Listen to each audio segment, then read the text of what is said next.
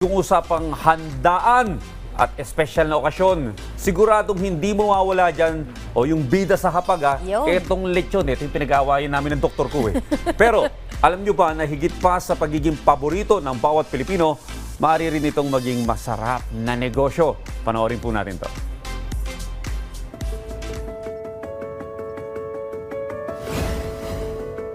Ang start talaga nito yung sa mother ko. Kasi talagang, ang mother ko talaga sobrang sipag doon. Start niya lang talaga, yung naglalako-lako lang siya dito sa Laloma. Sabi niya nga, ang puhunan ko lang 10 pesos 10 pesos. Ngayon nakita niya to sa bungan, sa bungan dito. Nakita niya, sabi niya, tapos may isang nagtitinda ng lechon. Sabi niya, kayang-kaya kong talunin tong lechonero na to.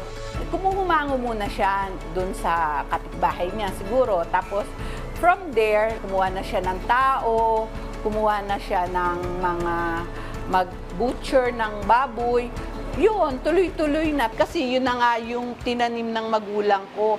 Sabi niya, wag na lang mag-abroad, sabi niya ganon. Parang dinidiscourage niya ang mga tao o kaya kami.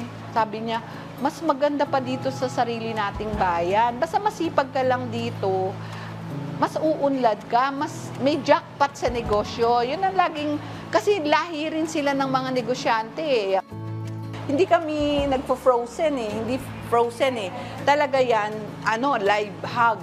Kakatayin mo yan, syempre. Yung mga laman loob. Nandun na yung dinuguan, bopis. Tapos yung, kunyari, may leftover na tayo. Pag sinapo, hindi nauubos yun. Ang gagawin mo doon, paksiw na lechon, sisig, lechon sisig, ganon. Para yung customer mo, hindi naman mananawa. Pagdating nila rito, meron ka pang i-offer na mga iba pang recipe.